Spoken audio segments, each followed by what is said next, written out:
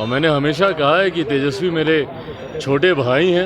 वो एक गृहस्थ जीवन में एक नई पारी की शुरुआत कर रहे हैं और जब छोटे भाई की शादी हो रही है तो यकीनन ये खुशियां घर में ही आ रही हैं। उसके लिए उनको, उनके पूरे परिवार को बधाई। नमस्कार, आप देख रहे हैं लाइव सिटीज़। मैं हूं आपके साथ शिवम। नेता प्रतिपक्ष तेजस्वी यादव आज अपनी ज़िंदगी की नई पारी की शुरुआत करने जा रहे हैं। आपको बता दें कि आज वो दिल्ली में शादी करने वाले हैं। ऐसे में चिराग पासवान, जो कि जमुई के सांसद हैं और लोक जनशक्ति पार्टी रामविलास के राष्ट्रीय अध्यक्ष हैं, वो पटना पहुँचे और पटना पहुँचते ही उन्होंने तेजस्वी यादव को बधाई दी है। क्या कुछ कह रहे हैं चिराग पासवान, पहले आप वो सुने।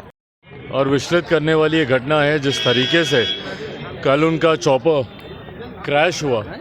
पर मुझे लगता है कहीं ना कहीं इसकी सघन जांच भी होनी चाहिए कि देश को जो एक इतनी बड़ी क्षति हुई, इतनी बड़ी हानि हुई। पहले सीडीएस को हम लोगों ने खोया। मुझे लगता है शायद इतिहास में कोई पहली ऐसी घटना होगी। तो सुनिश्चित करने के लिए होते हैं कि भैया कोई व्यक्ति जो इतने बड़े पद पर हो, कोई अप्रिय घटना ऐसी नहीं घटनी चाहिए।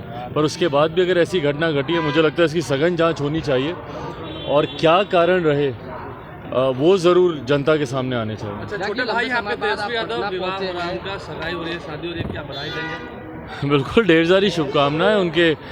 वो एक गृहस्थ जीवन में एक नई पारी की शुरुआत कर रहे हैं और मैंने हमेशा कहा है कि तेजस्वी मेरे छोटे भाई हैं और जब छोटे भाई की शादी हो रही है तो यकीनन ये खुशियां घर में ही आ रही हैं। उसके लिए उनको, उनके पूरे परिवार को बधाई। आप नए युग के हैं, क्या लगता है धर्म, जात पात और धर्म भेद जो है वो सब मिटाकर आगे बढ़ने का नया युग? नहीं, देखिए, मैं ईमानदारी से मैं नहीं मानता। मैं हर बार मैं इस बात को मैं खुद भी मैं कहता हूँ कि जात पात धर्म मज़हब में मैं विश्वास नहीं रखता हूँ। और ख़ास तौर पर जब ऐसे फैसले होते हैं, ये बहुत ही निजी और व्यक्तिगत फैसले हैं। इसमें जात पात धर्म मजहब से जोड़कर इन फैसलों को कतई नहीं देखा जाता।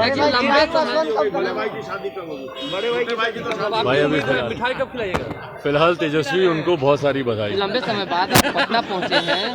जातिगत जनगणना को लेकर बिहार सरकार चाह रही है कि वो खुद से करवाए, इसको लेकर आप क्या सोचते हैं? बिल्कुल कराएं, बिल्कुल कराएं। बल्कि हम लोग तो चाहते हैं पूरी तरीके से। भाई जब केंद्र में भी जब ये विषय चल रहा था, उस वक्त भी हम लोगों ने समर्थन किया था कि जातीय के आधार पर जनगणना होनी चाहिए। इसके कारण है, बार बार मैं इस बात को कहता हूं, क्योंकि नीतियां बनाई जाती हैं, योजनाएं बनाई जाती हैं जाति के आधार पर।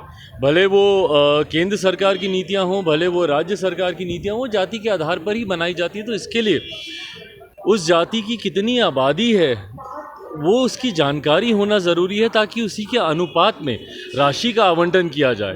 तो इसीलिए अगर राज्य सरकार अगर ये फैसला लेती है तो लोक जनशक्ति पार्टी रामविलास उसका पूरी तरीके से समर्थन करती है। शराबबंदी को लेकर आप हमेशा ये चीज़ें बोलते रहे हैं कि विफल रही है, इस पर नीतियाँ नहीं बन पाती है। अब समीक्षा बैठक के बाद जो है विधानसभा के अंदर शराब की बोतलें मिल रही हैं। तो भाई, विधानसभा के अंदर शराब की बोतलें मिल रही हैं। आए दिन जहरीली शराब से लोगों की जान जा रही है और मुख्यमंत्री नीतीश कुमार जी सोचते हैं कि भैया आपने एक बार शपथ करा दी, उसी से सब हो गया, सब ठीक हो गया।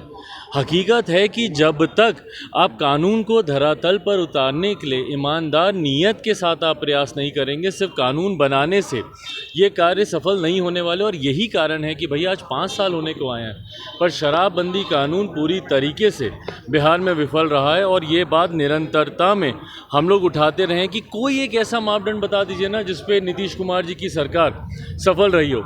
आज नीति आयोग की रिपोर्ट अगर बिहार को फिसलती है तो उसके कारण है भैया, क्योंकि आपका कोई कानून धरातल पर नहीं उतरता। अपराध में जिस तरीके से दिन रात वृद्धि होती रही है, स्वास्थ्य सेवाएं जिस तरीके से चरमराती जा रही हैं। आज हम लोग जा रहे हैं भैया मुजफ्फरपुर, जहाँ पे ये घटना घटी। आज समझ में आता ना भैया, जब मैं पहले बोलता था कि क्यों मुख्यमंत्री नीतीश कुमार दिल्ली जाते हैं एक मोतियाबिंद जैसे, कैटरैक्ट जैसे ऑपरेशन का इलाज कराने, जब मुख्यमंत्री नीतीश कुमार दिल्ली जाते हैं, आज उसका कारण समझ में आया कि वो क्यों दिल्ली जाते हैं। क्योंकि बिहार में जो व्यवस्था उन्होंने खड़ी कर दी है, उसमें एक ऐसा डॉक्टर बिहार में नहीं बचा जो मोतियाबिंद जैसा ऑपरेशन, इतना सरल ऑपरेशन, उसको ढंग से कर पाए। और मुख्यमंत्री नीतीश कुमार जी इस बात को भली भांति जानते थे, इसीलिए वो 1000 किलोमीटर की चार्टर फ्लाइट करके वो दिल्ली जाते थे अपना इलाज कराने, अपना ऑपरेशन कराने। और जिन लोगों ने बिहार में ऑपरेशन करवाया, उनके परिणाम आपके सामने हैं। जिन लोगों की आंख की रोशनी चली गई, भैया बताइए ना उनका क्या कसूर था। आपकी कुव्यवस्था के वो शिकार हुए। और बार बार मैं इस बात को बोलता हूँ कि दुख मुझे इस बात का होता है कि मुख्यमंत्री नीतीश कुमार किसी भी पीड़ित परिवार से मिलना तक ज़रूरी नहीं समझते। भैया आप एक बार जाइए तो उन लोगों के पास, पूछिए उनसे कि क्या हुआ, ऑपरेशन के दौरान कठिनाई हुई, बाद में कठिनाई हुई। जब तक आप सुनेंगे नहीं तो आप उसकी जांच कैसे करेंगे? यही शराबबंदी में भी मैंने बार बार कहा था कि भैया आप जाइए उन पीड़ित परिवारों से मिलिए, वो बताएंगे कि कहाँ जाकर इन लोगों ने शराब पी, कैसे हुआ, कैसे उनकी हालत बिगड़ी। पर जब तक आप सुनेंगे नहीं, बंद कमरे में आप सोचेंगे कि बंद कमरे में, एसी कमरे में बैठने से आपकी कानून व्यवस्था ठीक हो जाएगी, आपके तमाम परिस्थितियां, तमाम विभाग के कार्य ठीक हो जाएंगे, ऐसा होता नहीं। और इसीलिए बिहार हर स्तर पर, हर क्षेत्र में विफल होता जा।